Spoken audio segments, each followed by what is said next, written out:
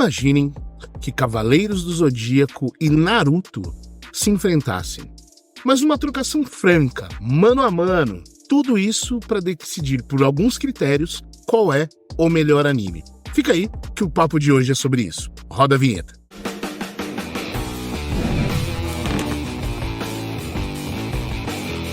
Fala galera, tudo na boa? Thiago Zabo na área. Hoje com um pouco menos de olheira, afinal de contas estou me recuperando aí de uma gripe, uma tosse que estava me atrapalhando, e ainda, do nosso estúdio improvisado. Mas em breve a gente já tá indo aí pro novo estúdio e com certeza vocês vão ver coisa boa por aí, beleza? Galera, em 1994 chegou aqui no Brasil o anime dos Cavaleiros do Zodíaco, exibido ali na Rede Manchete. Já em 2007, chegou no Brasil o anime de Naruto, que começou a ser exibido primeiro no Cartoon Network e depois passou a ser exibido no SBT.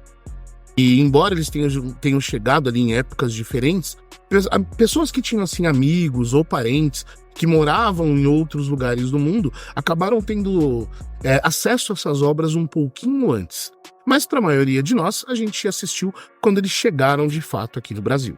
Os dois animes fizeram muito sucesso nas suas épocas, e na verdade eles são lembrados até hoje com muito carinho.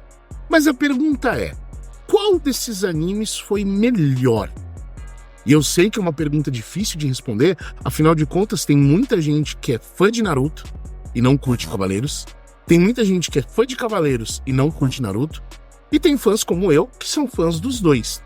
Então hoje a gente trouxe aqui para o canal uma trocação franca, onde nós traremos critérios como a história, vilões, anti-heróis, personagens e protagonistas.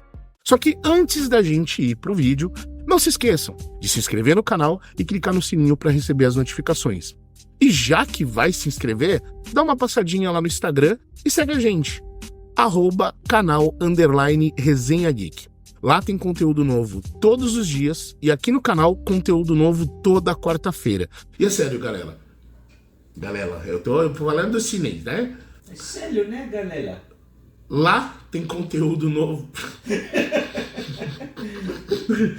E é sério, pessoal. Segue a gente que isso dá muita força pro nosso canal e ajuda a gente com o engajamento em ambas as plataformas. Tô contando com vocês. Personagens. Para começar, galera, eu quero abordar a parte dos personagens e eu sempre vou dividir na dinâmica entre Cavaleiros e depois Naruto referente a cada tópico. E para começar, quando a gente fala de personagens em Cavaleiros do Zodíaco, a obra tem muitos personagens. E eles sempre são divididos ali entre heróis e vilões. Você não tem muitos personagens secundários como acontece em Naruto, que você tem ali o tio do Lamen, você tem ali algum personagem que é menos importante como conselheiros de Konoha e afim. Em Cavaleiros do Zodíaco não. Você geralmente tem um personagem que é apresentado, esse personagem acaba tendo alguma história relacionada a quem ele é, como ele chegou até onde ele está, justamente para justificar a motivação. Vou pegar aqui um exemplo.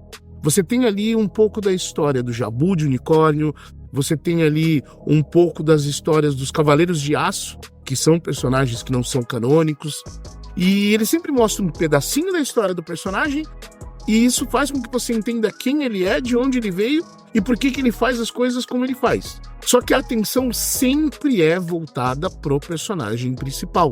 Você não tem muita relevância para os personagens secundários. Pegando esse exemplo, o próprio Jabu de Unicórnio, numa determinada parte do anime, ele é esquecido, ele não aparece. Eles aparecem no início ali da Guerra Galáctica, depois ele simplesmente some, vai aparecer de novo só no início das 12 casas e assim, para ficar ali do lado da Saori, junto com outros Cavaleiros de Bronze. Além disso, o como os personagens são apresentados em relação à sua idade é bem distorcido. Exemplo, no início da Guerra Galáctica, o Seiya é apresentado como uma pessoa de 13 anos. Só que ele é retratado como um cara mais velho. A gente sempre assiste o anime e vê o Seiya como um homem. A gente não vê o Seiya como um garoto de 13 anos. Já quando a gente pensa em Naruto, os personagens são vistos com muito mais carinho pelo Kishimoto. Ele dá valor para os personagens, ele consegue mostrar desde o início da era de um determinado... Desde o início, né, da vida de um determinado personagem até a sua evolução, tanto em relação à idade quanto em relação à personalidade do personagem. Como o Naruto acaba abordando uma visão de um Japão feudal, onde você tinha ali ninjas que poderiam morrer com 18, com 17. Você tem o caso do Itachi, por exemplo, que é um personagem que com 13 anos, 16 anos ou 13, se eu não me engano, ele já era líder dos caçadores Zambu. Só que ele realmente é retratado como uma criança que tem uma maturidade de batalha muito grande. Então, a forma como os personagens são apresentados em Naruto, de fato, condiz com a idade que eles têm. E conforme o anime vai evoluindo, diferente de Cavaleiros que você vê eles evoluindo como guerreiros, em Naruto a gente acaba vendo essa evolução na personalidade, na força, no desenvolvimento mental, técnico e pessoal, individual de cada personagem. E isso tem o seu lado bom e o lado ruim. Naruto tem muito filler porque você sempre está sendo focado no desenvolvimento desses personagens. Você está focando no desenvolvimento de um, no desenvolvimento de outro, o que é um ponto alto da obra também. Porque diferente de Cavaleiros, em Naruto você tem personagens que eles... Até o personagem que ele é secundário, em algum determinado episódio ele tem uma importância tão grande, às vezes até mais significativa, do que o próprio protagonista. Vilões! Em Cavaleiros do Zodíaco nós temos excelentes vilões. Só que é aquilo, você tem aquele clichê do bem contra o mal. Todos os vilões, aí a gente está falando de vilões de grande porte, como no caso o Saga de Gêmeos, se a gente pegar o Hades, se a gente pegar Poseidon, todos os vilões eles querem a destruição da humanidade. Porque por alguma profecia ou por eles estarem irritados com a humanidade, eles querem destruir. E geralmente mandam capangas atrás ou soldados, né? Buchas de canhão para cima da Saori e acaba cruzando com os cavaleiros e gerando um atrito. Só que esses vilões, eles não têm muito contexto histórico. Geralmente eles foram possuídos por alguma divindade grega ou Odin, né, na saga ali de Asgard. Então sempre envolve isso. É um legado ancestral de divindade que quer destruir a Terra por alguma razão. E Atena vai proteger junto com os seus cavaleiros.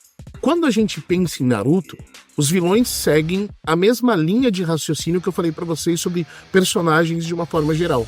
Eles são muito bem desenvolvidos. Então você acaba tendo um contexto histórico. Você pega o passado, você pega a apresentação do personagem e você consegue entender a motivação dele para fazer o que ele está fazendo. Geralmente envolve um trauma, envolve algum acontecimento no passado, envolve uma vingança. Geralmente são essas coisas que fazem com que os vilões tenham alguma atuação. Mas eles têm uma motivação que, do ponto de vista deles, é justa. É diferente do que a gente vê em Cavaleiros. Não, vamos destruir a humanidade porque a humanidade é ruim. Ou porque nós queremos dominar o mundo. E para isso, a gente vai fazer a humanidade escrava. Em Naruto não é bem assim. Em Naruto, geralmente, os vilões eles têm uma motivação porque na cabeça deles, eles estão fazendo algo em prol de um bem maior. Meio que parecido com o que o Thanos fez durante toda a saga do infinito em Vingadores. Em uma das sagas mais conhecidas do universo de Naruto, que é a saga de Pain, que é um personagem lá que ele acaba tendo muito poder, ele vai e destrói Konoha. A motivação dele é que ele vivenciou tantas vezes a dor que ele chegou no ponto de qualquer nação precisa vivenciar a dor para evitar causar dor. É como que fosse aquele lance do cara, para você valorizar uma coisa, você tem que passar por ela. E o que aconteceu no passado desse personagem? Nasceu durante um período de muita guerra na aldeia em que ele morava, e ele viu os pais dele sendo mortos por ninjas que eram da aldeia da Folha também. E mesmo ele tendo sido treinado pelo Jiraiya, que era um personagem que também era da aldeia da Folha, ele criou um certo ressentimento. E claro, né, também foi meio que marionete ali dos planos do Obito e afins, então tem uma justificativa histórica só assistindo para vocês entenderem. Mas o que eu quero dizer é que ele não se tornou um vilão tecnicamente no porquê sim. Existe uma motivação muito mais profunda relacionada a esse personagem, e por isso o universo de Naruto ele acaba abordando vilões de uma forma tão detalhada como ele aborda os protagonistas. Anti-heróis. Diferente da Marvel, da DC, no universo dos animes é difícil você ter um anime que tenha muitos anti-heróis. Geralmente isso acontece quando você tem muitos personagens apresentados que participam muito da obra, o que não é comum na maioria dos animes. Em Cavaleiros do Zodíaco, por exemplo, os mais conhecidos são os irmãos que vestem a armadura de gêmeo, Saga e Kenon de Gêmeos, mas eu acho que o mais famoso, falando ali, né, do grupo dos 5 principais dos Cavaleiros, é o Ikki de Fênix, né? Que é o personagem assim mais bad boy, mais badass da franquia como um todo. Ikki é um dos melhores e mais bem desenvolvidos personagens anti-heróis de todas as sagas que eu já vi. Mas quando a gente pensa em Naruto, a gente não perde em nada em relação a personagens badass. É claro que quando você pensa num Canon de Gêmeo e no Saga, eles têm uma presença muito forte. Mas existem outros personagens dentro da obra de Naruto que eles se tornam excelentes anti-heróis. Por exemplo, o Obito é um personagem de muito carisma, que muita gente gosta, a história dele é bem sofrida, e aí a gente já falou que as histórias dos personagens de Naruto, elas são mais profundas. Mas o Obito faz um papel de anti-herói muito bem feito. Em alguns momentos o Orochimaru é um anti-herói também, porque apesar dele sempre ter ali você nunca saber o que ele tá pensando, para que lado ele tá, a busca do Orochimaru, a motivação dele é muito por poder, mas você tem ele como um anti-herói. O Ibiki, né, que é ali o especialista em tortura do universo de Naruto, ele nunca é apresentado como um vilão, mas se você pensar que para muitas outras vilas ele é um vilão, só que dentro do universo ele tá ali para ajudar a Vila da Folha. Quando você pensa o próprio Gaara, em algum momento, no início da saga, principalmente ali do Exame Chunin, o Gaara era o principal vilão que depois se torna um amigo. Agora, quando a gente pensa em anti-herói, não tem como não falar de um dos melhores, se não o melhor personagem no que diz respeito a anti-heróis de todos os animes que eu já vi, que é o caso do Itachi Uchiha. E quando a gente pensa no Itachi, ele é um personagem que ele não perde em nada pro Ikki. Apesar deles terem perfis diferentes, o Ikki é um pouco mais explosivo, o Itachi é um pouco mais comedido, mas os dois são ambamente perigosos. E legal, né? Pensando nos dois personagens, fazendo um contraponto, os dois, né, têm poderes ali que envolvem aves, os dois têm poderes ali que envolvem genjutsu ou ilusão, como é o caso do golpe fantasma de Fênix. Mas assim, são dois personagens que dificilmente você quer mexer, porque eles são personagens que realmente impõem respeito quando eles aparecem. História. Quando a gente pensa na história de Cavaleiros do Zodíaco, ela é uma obra-prima. Você tem uma história muito bem desenvolvida do bem contra o mal, uma história que ela é muito pesquisada, né, relacionado a conceitos de diversas mitologias diferentes. Você pega uma grande parte da mitologia grega, você pega um pouco do budismo, do taoísmo, você pega um monte de mitologias, religiões e filosofias diferentes e você entrega tudo num anime. Só que aquilo é a batalha do bem contra o mal e é só. Você não evolui isso e assim, cada arco que você pega em Cavaleiros é literalmente a mesma coisa mudando o inimigo. Você tem uma ameaça que aparece, essa ameaça tá ali, os cavaleiros precisam lutar, geralmente envolve um tempo que você tem para fazer, como por exemplo, no caso da Batalha das 12 Casas, a gente tinha 12 horas para poder enfrentar o inimigo, senão a Saori ia morrer. Se você pega a saga de Asgard, tem mais um determinado tempo, senão a Saori vai perder todo o cosmo dela enquanto ela tá lá segurando a geleira. Se você pega a saga de Poseidon, é mais não sei quanto tempo, senão a Saori vai morrer afogada e o mundo... Então, basicamente, uma saga meio que parece com a outra. Um outro ponto que que se perde um pouco em Cavaleiros é a falta de contexto. O início da apresentação do Seiya, por exemplo, você tem um personagem que ele tá querendo buscar. A principal motivação do Seiya ele foi afastado da irmã, e aí o Mitsuma Sakido manda ele ir pra Grécia, ele precisa treinar, onde ele treina, se eu não me engano, por 6 anos.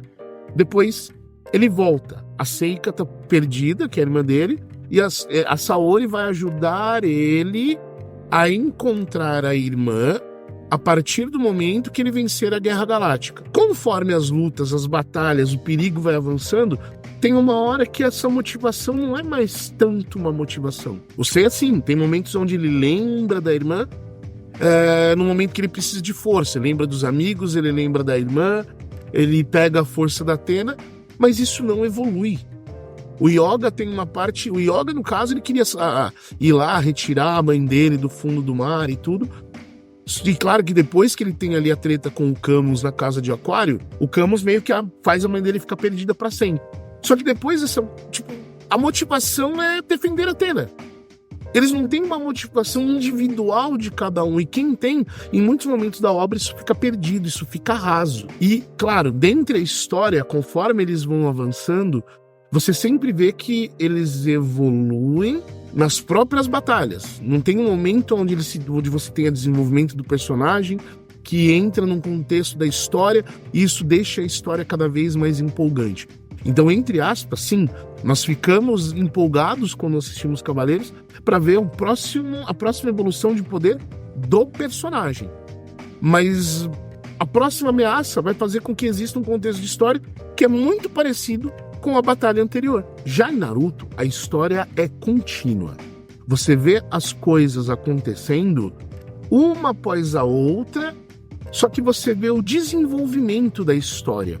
Tanto é que em Naruto, nós como fãs, a gente acaba dividindo a saga de Pain, a saga do Exame Chunin, mas por si só, ela não é uma saga em si que se começa com uma nova divindade ou não. É um inimigo aleatório que apareceu, um inimigo do passado que tem uma evolução. Você tem um contexto do porquê que aquilo está acontecendo e geralmente é um inimigo que ele está atrás ou de destruir a vila ou para, de repente, ir atrás da Nove Caudas que está dentro do Naruto. Um outro ponto interessante na obra é que você consegue identificar a evolução dos personagens na história. Se você pega Cavaleiros do Zodíaco, por exemplo, você vê o treinamento inicial do Shiryu, do Seiya, do Yoga, do Shun e do Ikki. Mas durante as batalhas, eles é pela força da Athena e é pela força da amizade que eles evoluem. Na história de Naruto, não. Em vários momentos, é por isso que a história às vezes fica tão longa e tem muitos fillers. Porque você vê a evolução desses personagens, você vê a construção dos laços, você vê a construção dos amigos. O Kishimoto, ele faz muito bem isso. Tem momentos onde ele começa a mencionar mais personagens. Aliás, ele começa a mencionar um personagem num determinado momento mais do que outros, porque geralmente ou vai acontecer algo com esse personagem, ou ele vai ter uma importância muito relevante na sequência. Então ele meio que faz com que você se identifique com aquele personagem naquele momento pontual, porque vai ter uma consequência com ele ali na frente que precisa ser valorizada, ele precisa capturar o teu emocional. Isso é muito bacana em Naruto. Outra coisa, a forma como as amizades e os laços são construídos em Naruto é muito mais profunda do que como é construída em Cavaleiros. E é claro que Naruto também tem um lado místico que é colocado, onde também pega muito de mitologia e de mitos e lendas, né, de diversas outras culturas também. Mas isso acaba ficando subentendido na história e muitas vezes de maneira sutil. Aonde, por exemplo, lá você tem um cavaleiro de Hércules na história de Cavaleiros. Já quando você tem um nome de uma divindade japonesa, como Tsukuyomi, no nome de um poder específico. Isso é muito legal. Outra coisa importante na história de Naruto é que os acontecimentos têm consequência. Na história eles valorizam muito um enterro. A morte de um personagem, ela é comentada e celebrada. A motivação. Então, assim, é diferente de Cavaleiros, onde o Shiryu lutou contra o Cavaleiro Shura de Capricórnio. Puto, o Shiryu morreu. O cosmo dele desapareceu. Mas aí daqui a pouco aparece o Shiryu e eles explicam por que o Shiryu tá vivo. Não, em Naruto não. Geralmente quem morreu tá morto. A menos que exista um jutsu específico para acontecer. Mas a gente viu isso com o Jiraiya, que era um dos personagens favoritos de todo mundo, e quando ele morre, cara, morreu, acabou. E por Naruto ser um anime mais recente, ele acaba abordando temas que fazem parte do cotidiano do dia a dia. Ele acaba abordando temas como relacionamento, trabalho duro, ele acaba focando muito em depressão, vingança, rancor, ele acaba pegando muito profundamente nisso. E apesar de você ter animes maravilhosos de trocação, de lutas e afins, como Cavaleiros, Dragon Ball, Jujutsu Kaisen, One Piece, Baki, Hana, que é um outro anime maravilhoso, Naruto também tem essa trocação, também tem muito poder, também tem muita magia, mas assim, eles conseguem focar na história também, fazendo com que aquela história seja rica, e ela acaba sendo muito mais profunda do que Cavaleiros do Zodíaco como um todo. Protagonistas. Desde o começo, lá na Guerra Galáctica, Cavaleiros do Zodíaco estabelece de maneira muito clara quem são os seus 4 protagonistas. E por que eu falo que são 4? Porque no início da Guerra Galáctica, você tem o Seiya, o Shiryu, o Yoga e o Shun sendo estabelecidos como protagonistas e criando um vínculo de amizade.